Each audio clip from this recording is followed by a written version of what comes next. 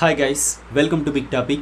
நம்ம தமிழக வெற்றி கழகத்தினுடைய தலைவர் தளபதி விஜய் அவர்கள் திமுகவை பார்த்து குடும்ப ஆட்சி குடும்ப அரசியல் அப்படின்னு சொன்னார், வாரிசு அரசியல் அப்படின்னு சொன்னார். இது எல்லாம் சொன்னார். எல்லாருமே பார்த்தோன்னா விஜய் அவர்களை ரொம்பவே பயங்கரமாக பேசிகிட்டு இருக்காங்க. அதில் திமுக போய் சொல்லவே தேவையில்லை. அந்த மாதிரி நிறைய நபர்கள் பேசிகிட்டே தான் இருக்காங்க. எப்படி விஜய் அவர்கள் வந்து அப்படி சொல்லலாம், குடும்ப அரசியல் எப்படி சொல்லலாம், வாரிசு அரசியல்னு எப்படி சொல்லலாம் அப்படின்ற மாதிரி நிறைய கேள்விகளை பார்த்தோம்னா கேட்குறதா நினச்சிட்டு ஏதாவது ஒளறிட்டு இருக்காங்க. சரி, ஓகே, அவங்க தான் அப்படி இருக்காங்க அப்படின்னா மிக முக்கியமான நபர்களே பார்த்தோம்னா கேட்டிருக்காங்க. அதில் முக்கியமாக கேட்டது யார் அப்படின்னா இப்போ ரீசெண்டாக வந்து போஸ் வெங்கட் அப்படிங்கிற இவர், அதுக்கப்புறமா இப்போ பாக்கியராஜ் அவர்கள். ஸோ ரெண்டு பேருக்கும் சேர்த்தே பார்த்தோன்னா ஒரே வீடியோலாம் நம்ம பதில் சொல்லிக்கலாம் அப்படின்னு தான் இந்த வீடியோ. முதல்ல போஸ் வெங்கட் அவருக்கு பார்த்தோன்னா ஒரு மிகப்பெரிய ஹேட்ஸ்அப் நம்ம இந்த இடத்துல சொல்லிக்கலாம். ஏன் அப்படின்னா சிவாஜி கிருஷ்ணமூர்த்தி, ஆர்எஸ் பாரதி அப்படின்னு இவங்க எல்லாரும் பார்த்தோன்னா விஜய் அவரில் இன்னும் நிறைய பேர் இருக்காங்க. அவங்க எல்லாருமே விஜயை பார்த்தோம்னா அவன் இவன் அப்படின்னு திட்டுறது, மரியாதை இல்லாமல் பேசுறது, அவரோட ஃபேமிலி அபியூஸ் பண்ணி பேசுறது, நேற்று முளைச்ச காளான் எங்களுக்கு போட்டி அப்படின்ற மாதிரி கலாய்க்கிறது. ஸோ இந்த மாதிரி பார்த்தோம்னா ரொம்பவே ஆபாசமாக கீழ்த்தரமாக தான் பேசிகிட்டு இருந்தாங்க. அப்படி இருக்கிற நபர்களுக்கு மத்தியில் இந்த போஸ் வெங்கட் அப்படிங்கிற நபர் இவர் பார்த்தோம்னா விஜய் அவர்கள் ரொம்பவே மரியாதை நிமித்தமாக மரியாதையாக தான் பேசியிருந்தார்.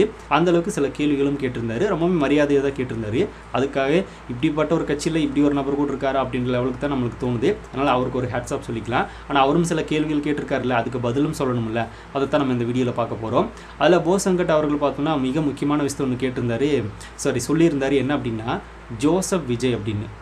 அது என்ன திடீர்னு புதுசாக பார்த்தோம்னா ஜோசப் விஜய் அப்படின்னு தளபதியோட மதத்தை வச்சு பேசுகிறீங்க, இது வரைக்கும் நீங்கள் அப்படி பேசுனது இல்லை, இப்போ என்ன சடனாக இப்படி பேசுகிறீங்க அப்படின்ற மாதிரி ஒரு கேள்வி வருது. இதை தான் சிவாஜி கிருஷ்ணமூர்த்தி வந்து உன்னோட முழு பேரை சொன்னால் மக்கள் உனக்கு ஓட்டு போட மாட்டாங்க அப்படின்னு பிளவுவாத சக்தி பிஜேபி மாதிரியே பேசியிருந்தார். அதே மாதிரி தான் நீங்களும் பேசுகிறீங்க.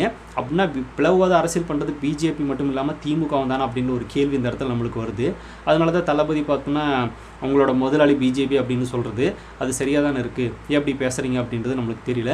எதுக்கு இந்த இடத்துல விஜய் அவர்களோட மதத்தை கொண்டு வந்து சேர்க்குறீங்க அப்படின்னா மத அரசியல் பண்ணுறது நீங்கள் அப்படிங்கிறது இன்னொரு தடவை கன்ஃபார்ம் ஆகுது.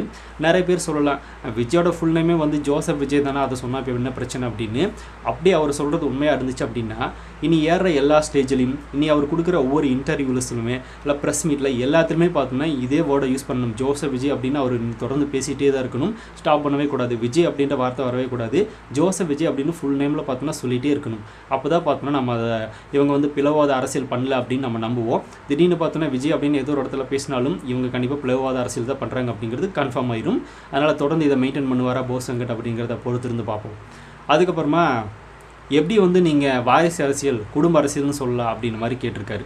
அப்படின்னு பார்த்தா நீங்களே வந்து சினிமாவில் ஒரு வாரிசு தானே அப்படின்னு கேட்டிருக்காரு. ஏன்னா எஸ்எஸ்சி அவர்கள் உங்களோட அப்பா வந்து சினிமாவில் இருந்தார், உங்களோட அம்மா சோபனா சினிமாவில் இருக்காங்க, அதுக்கப்புறமா உங்களோட சித்தப்பா மாமா அப்படின்னு எல்லாமே சினிமாவில் தான் இருந்தாங்க. அவங்க மூலமாக தானே நீங்களும் சினிமாவுக்கு வந்திருக்கீங்க. அப்படின்னா இதுவும் சினிமாவும் பார்த்தோன்னா ஒரு வாரிசு இது தானே அப்படின்ற மாதிரி அவர் சொல்கிறாரு. அப்படி சொல்லிட்டு பார்த்தோன்னா என்ன சொல்கிறார் அப்படின்னா விஜய் அவர்களே நீங்கள் 14 வயசில் 16 வயசில் என்ன பண்ணிகிட்டு இருந்தீங்க, உங்களோட அப்பா எஸ்எஸ் எடுத்த படங்களை பார்த்துட்டு இருந்திருப்பீங்க, உங்களோட வீட்டில் வந்து புரட்சி கலைஞர் விஜயகாந்த் அவர்கள் வந்து எஸ்எஸ் கூட பேசிகிட்டு இருந்திருப்பார், அதை உட்காந்து பார்த்துருப்பீங்க. ஆனால் எங்கள் சின்னவர் உதயநிதி அவர்கள் சொல்கிறாரு அவர் அப்படி கிடையாது, கலைஞர் கூட உட்காந்து பேசிகிட்டு இருந்த மன்மோகன் சிங் பல இந்திய தலைவர்கள் எல்லாரும் பார்த்தோன்னா உட்காந்து பேசிகிட்டு இருந்திருப்பாங்க, அதையே சின்னவர் பார்த்துருக்காரு. அப்படி இருக்கிற ஒருத்தர் தான் பார்த்தோன்னா வந்து இப்போ துணை அமைச்சர் பதவிக்கு வந்திருக்காரு. இதையே இவங்களுக்கும் உங்களுக்கும் அதுதான் வித்தியாசம் அப்படின்ற மாதிரி கேட்டார். சரி, ஓகே, இந்த இடத்துல நீங்கள் கேட்குற கேள்வி கரெக்டு தான். ஆனால் அந்த இடத்துல நம்மளும் ஒரு கேள்வி கேட்கலாம். என்ன அப்படின்னா இப்போ விஜய் அவர்கள் அதே 14 வயசில் அவங்க அப்பா எடுத்த படத்தை உட்காந்து பார்த்துட்டு இருந்தார். 20 வயசில் 25 வயசில் பார்த்தோன்னா கதாநாயகனா எப்படி ஆறுது அப்படின்னு யோசிச்சுட்டு இருந்திருப்பாருன்னு இவரே சொல்லியிருக்காரு. கரெக்டு தான். இப்போ விஜய் அவர்களை வச்சு அவரோட அப்பா எஸ்எஸ்சி எடுத்த படங்கள் எல்லாமே அட்டர் ஃப்ளாப்பு, ஒரு சிலது ஆவரேஜ். பிளாக் பஸ்டர் ஹிட் அப்படிங்கிற படமே பார்த்தோன்னா எஸ்எஸ்சி அவர்கள் வந்து தளபதிக்கு கொடுக்கல. அப்போ தளபதி என்ன முடிவு பண்ணிட்டார் அப்படின்னா சரி, ஓகே, நம்மளோட அப்பா மூலமாக உள்ள சினிமாக்குள்ளே வந்தோம், ஆனால் அவரால் நம்மளை ஜெயிக்க வைக்க முடியல, நம்மளும் ஜெயிக்க முடியல அப்படின்னு அவரோட அப்பாவை விட்டுட்டு அவர் அடுத்த டைம் பார்த்தோன்னா விக்ரமன் அப்படிங்கிற ஒரு புது டேரக்டர், சரி அப்போ அந்த மாதிரி இருக்கிற ஒரு டேரக்டரை தேடி போய் உனக்காக அப்படின்னு ஒரு படத்தில் அவர் நடித்தார். படம் பார்த்தோன்னா மிகப்பெரிய அளவில் வெற்றி அடைஞ்சிச்சு. ஒரு மிகப்பெரிய தளபதியோட கெரியரில் இப்போ வரைக்கும் பார்த்தோன்னா நம்பர் 1 ஃபிலிமாக அது இருக்குது. அப்படிப்பட்ட ஒரு ஹிட் அவர் கொடுத்தாரு. அவரோட அப்பானால சினிமாவில் விஜயை ஜெயிக்க வைக்க முடியல, ஆனால் நான் அந்த சினிமா விட மாட்டேன் அப்படின்னு சொல்லி அவராக வாண்டடாக போய் அந்த மாதிரி ஒரு டேரக்டர் பிடிச்சி படத்தில் நடித்து பார்த்தோன்னா வெற்றி கொடுத்தாரு. அடுத்தடுத்து டேரக்டர்ஸை பிடிச்சி பார்த்தோன்னா அவர் வளர்ந்து போயிட்டே இருந்தார். இப்போ வரைக்கும் பார்த்தோன்னா 50 வயசில் வந்து ஒரு நம்பர் 1 ஸ்டாராக வந்து தமிழ் சினிமாவில் இருக்கார். அந்தளவுக்கு பார்த்தோன்னா 200 கோடி சேலரி வாங்குகிற ஒரு ஹீரோவாகவும் வளர்ந்துருக்காரு. அந்தளவுக்கு சினிமாவை நேச்சு அதுக்குண்டான உழைப்பை போட்டு பார்த்தோன்னா சினிமாவில் இப்போ நம்பர் 1 பொசிஷனில் இருக்கார். இருந்து தமிழக வெற்றி கழகம் அப்படின்னு ஒரு கட்சியும் ஆரம்பித்து அந்த சினிமா மூலமாக மக்கள் என்ன வளர்த்துட்டு இருக்காங்க, அந்த மக்களுக்கு நல்லது செய்யணும் அப்படின்னு தமிழக வெற்றி கழகம் அப்படின்னு ஒரு கட்சி ஆரம்பித்து இப்போ ஒரு முதன்மை சக்தியாக வந்து நிற்கிறாரு. அது விஜய் அவர்களோட உழைப்பு. சினிமாவில் ஜெயிச்சு அரசியலுக்கு வந்து இப்போ மக்கள்கிட்ட செல்வாக்கு வாங்கியிருக்கிறது விஜய் அவர்களோட உழைப்பை போட்டு அந்த இடத்துல நின்றுருக்காரு. ஆனால் நீங்கள் சொன்னீங்களா அடுத்தது இந்த பக்கம் உதயநிதி அவர்கள் 16 வயசில் கலைஞர் கூட உட்காந்து மன்மோகன் சிங் இந்திய தலைவர்களெல்லாம் பேசிகிட்டு இருந்தாங்க அப்படின்னு. சார் என்ன பண்ணார், 16 வயசுலேருந்து 18 வயசு, அதுக்கப்புறமா 20 வயசு, 25 வயசு, எந்த ஒரு வயசுலையாவது கலைஞர் அவர்கள் கூட போராட்டத்தில் இறங்கியிருக்காரா, இல்லை இவர் ஒரு போராட்டத்தை முன்னெடுத்து நடத்தியிருக்காரா, இல்லை ஸ்டாலின் அவர்கள் கூட தான் கூட போய் நின்றுருக்காரா, எந்த ஒரு அரசியல் களத்தில் போய் உதயநிதி ஸ்டாலின் அவர்கள் அந்த அப்பிருந்து நின்னார் அப்படின்ற ஒரு கேள்வி நம்மளுக்கு கேட்க தோணுது. 25 வயசில் விஜய் தன் ஒரு சினிமா நடிகராக ப்ரூவ் பண்ணிட்டார். ஆனால் ஒரு அரசியல் வாரிசாக பார்த்தோன்னா 25 வயசில் வந்து உதயநிதி அவர்கள் ப்ரூவ் பண்ணாரான்னா இல்லை. இப்போ 40 வயசு தாண்டி கூட பார்த்தோன்னா அவர் அரசியல் என்னென்ன தெரியாது அப்படின்னு அவரே பார்த்தோன்னா ஒரு இன்டர்வியூவில் உட்காந்துட்டு பேசிகிட்டு இருக்காரு. எனக்கு அரசியல் பெரிய அளவில் தெரியாது, ஒரு சில சட்டங்கள் என்னென்ன எனக்கு தெரியாது அப்படின்ற மாதிரி அவரும் ஒரு இன்டர்வியூ கொடுத்துருக்காரு. அரசியல் குடும்பத்தில் பிறந்தா அரசியலுக்கு ஏதோ வரணுமான்றது என்ன அவசியம் கிடையாது அப்படின்ற மாதிரி ஒரு இன்டர்வியூவில் பேசியிருக்காரு. அரசியல் அப்படின்னா என்னென்னு அவருக்கு தெரியாது அப்படிங்கிறது அவரே ஒத்துக்கிட்டார். தன்னோட 40 வயசு தாண்டினதுக்கப்புறமா அவருக்கு அரசியல் பற்றி தெரியல, அதில் இன்ட்ரெஸ்ட்டும் இல்லை அப்படின்னு சொன்னவர் தான் உதயநிதி அவர்கள். இப்போது சடனாக பார்த்தோன்னா 2021 திமுக ஜெயிச்சிருச்சு. அவரை பார்த்தோன்னா எம்எல்ஏ நிற்க வச்சாங்க. எம்எல்ஏ ஆகிட்டார் உதயநிதி அவர்கள். அதுக்கப்புறமா அமைச்சர் ஆகிட்டார். அதுக்கப்புறமா இந்த ஆட்சி முடிவுக்குள்ளேயே துணை முதலமைச்சரும் ஆகிட்டார்.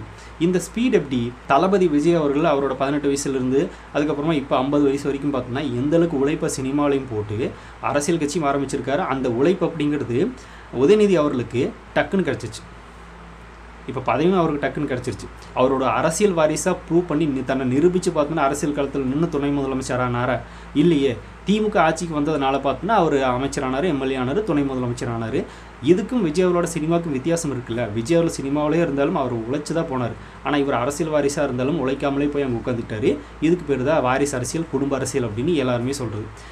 இன்னும் சிம்பிளாக சொல்லணும் அப்படின்னா 70 ஆண்டு கால 50 ஆண்டு கால கட்சி அப்படின்னு சொல்கிறாங்கல்ல, அந்த அரசியல் வாரிசு இருக்கார்ல உதயநிதி அவர்கள், அவர் நடித்த முதல் திரைப்படம் எது அப்படின்னா ஒரு கல் ஒரு கண்ணாடி அப்படிங்கிற ஒரு திரைப்படம். ஒரு பொண்ணை பார்த்தோம்னா லவ் பண்ணி கல்யாணம் பண்ணுறது அந்த படத்தினுடைய கதை. ஒரு சமூக கருத்தும் கூட கிடையாது. இன்னும் சொல்லப்போனால் சில பேட் வேர்ட்ஸ் எல்லாம் கூட அந்த படத்தில் அவர் பேசுவார். அந்தளவுக்கு ஒரு படத்தில் அவர் நடிச்சிருந்தார். அரசியல் வாரிசு பார்த்தோன்னா இந்த மாதிரி ஒரு படத்தில் நடிச்சிருந்தார். ஆனால் இந்த பக்கம் இவர் சொல்கிறார்ல சினிமா வாரிசு விஜய் அப்படின்னு, அந்த சினிமா வாரிசு அப்படிங்கிற விஜய் அவர்கள் தன்னோட முதல் திரைப்படத்திலே பார்த்தோன்னா அரசியல் பேசியிருந்தார். நாளைய திருப்பு அப்படின்னு ஒரு படத்தில் நடித்து அந்த படத்திலே அவர் அரசியல் பேசியிருந்தார். அந்த படத்தை இப்போ எல்லோரும் எடுத்து பார்த்தீங்கன்னா கூட இப்போ இருக்கிற அரசியல் கூட பார்த்தோம்னா அந்த படத்தில் மேட்ச் ஆகும். அந்தளவுக்கு பார்த்தோன்னா ஒரு அரசியல் திரைப்படத்தில் விஜய் அவர்கள் ஒரு இளைஞனாக நடிச்சிருப்பார். அதுவும் 18 வயசு மாதிரி, அது காலேஜ் படிக்கும் போதே பார்த்தோன்னா அந்த அரசியல் கையில் எடுத்து நடிச்சிருப்பார். அதாவது ஒரு சினிமா வாரிசு அப்படிங்கிற ஒருத்தர் வந்து தன்னோட முதல் படத்தில் வந்து அரசியல் படமாக நடித்தார். இந்த சைடு அரசியல் வாரிசு அப்படின்னு சொல்கிற இவர் ஒரு பொண்ணு பின்னாடி சுத்தர் மாதிரியான ஒரு படத்தில் நடிச்சிருக்காரு. அரசியல் வாரிசுக்கும் சினிமா வாரிசுக்கும் டிஃப்ரெண்ட் எப்படி பார்த்தீங்களா, இப்படி தூக்கி போடுற மாதிரி இருக்குது. இந்த மாதிரி தான் இவங்க 2 பேரும் பண்ணியிருக்காங்க. விஜய் அவர்கள் அந்த மாதிரி அரசியல் படத்தில் நடிச்சிருக்காரு. ஸோ இந்த மாதிரி நிறைய விஷயங்களை சொல்லிகிட்டே போகலாம். தளபதி படிப்படியாக வளர்ந்து போனதுக்கும் உதயநிதி அவர்கள் எதுவுமே பண்ணாமல் வளர்ந்து போய் துணை முதலமைச்சர் பதவியில் உட்கார்ந்ததுக்கும் வித்தியாசம் இருக்குல்ல. இப்போ ஸ்டாலின் அவர்களை விட்டுருங்க, அவர் பார்த்தோன்னா எத்தனை வயசுலேருந்தோ வந்து திமுகவில் இருக்கார், இளைஞர் அணி செயலாளராக இருந்தார். அதுக்கப்புறமா படிப்படியாக சில போராட்டங்கள் பண்ணார், இல்லை ஜெயிலுக்கெல்லாம் போனார், இல்லை ஏதோ ஒன்று பண்ணிகிட்டே இருந்தார். அந்த கட்சியிலேருந்து பார்த்தோன்னா ஏதோ ஒன்று பண்ணிகிட்டே இருந்தார். இப்போ முதலமைச்சர் ஆகியிருக்காரு. அவரே பார்த்தோன்னா தன்னோட 65 வயசில் தான் பார்த்தோன்னா முதலமைச்சர் ஆகியிருக்காருன்னு நினைக்கிறேன். இந்த வயசில் தான் அவரே முதலமைச்சர் ஆகியிருக்காரு. ஆனால் ஸ்டாலின் அவர்கள் மாதிரியே பார்த்தோன்னா உதயநிதி அவர்கள் கஷ்டப்படலையே, எந்த போராட்டத்துலேயும் முன்னாடி வந்து நிற்கலையே, எதுவுமே பண்ணலையே மக்களுக்காக. எதுவுமே பண்ணாமல் துணை முதலமைச்சர் பதவி வரைக்கும் போயிட்டாங்க அப்படின்னா, இப்போ ஸ்டாலின் அவர்கள் தன்னோட பையன் வந்தால் போதும், எனக்கு அடுத்தபடியாக தன்னோட பையன் தான் வரணும் அப்படின்னு தூக்கி உட்கார வச்சிருக்காரு அப்படிங்கிறது தெரியுதில்ல, அப்பட்டமாக தெரியுதில்ல. இதுதானே நம்ம வாரிசு அரசியல் அப்படின்னு சொல்கிறது, குடும்ப அரசியல் அப்படின்னு சொல்கிறது. இதை வேறு எப்படி சொல்லணும் அப்படிங்கிறது நம்மளுக்கு தெரியல. இதை மன்னராட்சி அப்படின்னு இவரே அவரை ஒத்துக்கிட்டாரு. அது வரைக்கும் ரொம்ப சந்தோஷம், நீங்கவே அதை ஒத்துக்கிட்டீங்க அப்படின்னு நினைக்கும் போது இதுதான் வாரிசு அரசியலுக்குள்ள ஒரு வித்தியாசம். இதை வந்து எப்படி கொஞ்சம் கூட கூச்சமே இல்லாமல் ஸ்டேஜில் நின்று இவங்களாம் பேசுகிறாங்க அப்படிங்கிறது நம்மளுக்கு தெரியல. கருணாநிதி உழைச்சாரு, ஓகே. ஸ்டாலின் அவர்களும் உழைச்சாரு, ஓகே. உதயநிதி என்ன உழைச்சார் அப்படின்றது நம்மளோட கேள்வி.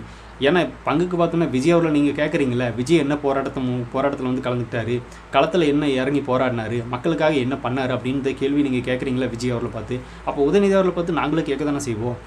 விஜய் அவர்களாவது கட்சி ஆரம்பித்து முதலமைச்சர் ஆக போகிறான்னு தான் சொல்லிட்டு இருக்காரே தவிர இன்னுமே ஆட்சியோட பிடிக்கல. ஆனால் இவர் எந்த போராட்டம் பண்ணாமல் ஸ்ட்ரைட்டாக துணை முதலமைச்சர் பதவிக்கே வந்துட்டார். இன்னும் இதில் என்ன இருக்க போகுது அப்படின்ற மாதிரி நம்மளுக்கு கேட்போம்ல. இந்த கேள்வி கேட்குறது கரெக்டு தானே. இது விஜய் மட்டும் இல்லை, எல்லாருமே கேட்டு தான் இருக்காங்க. இதையே அவங்களுக்கு சொன்னால் கோவம் வருது அப்படிங்கிறது நம்மளுக்கு தெரியல. சரி ஓகே இதை தான் விட்டுடலாம் அப்படின்னு பார்த்தா விஜய் அவர்கள் வந்து மக்கள் களத்திலேயே நிற்காமல் மக்கள் கூட போராடாமல் எடுத்தோடனே முதலமைச்சர் ஆகணும் அப்படின்னு ஆசைப்படுறாரு, அவர்களாம் மக்கள் வாக்கு செலுத்த மாட்டாங்க அப்படின்னு இவங்க சொல்கிறாங்க. எப்படி முதலமைச்சர் கனவோட வந்து விஜய் வர்றாரு அப்படின்னு ஒரு கேள்வி கேட்குறாங்க.